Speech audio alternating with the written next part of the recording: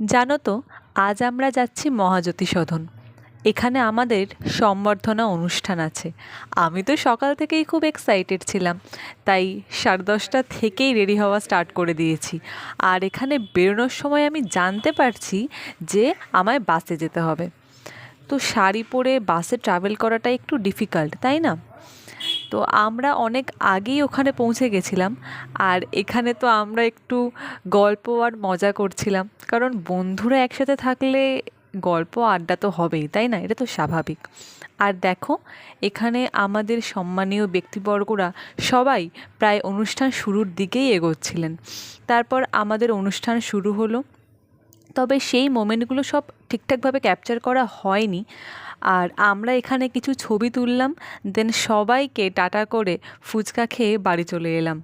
Tata, আজকের মতো এইটুকু। যদি ভিডিওটা তোমাদের ভালো লাগে তাহলে লাইক অ্যান্ড সাবস্ক্রাইব করে দিও। টাটা।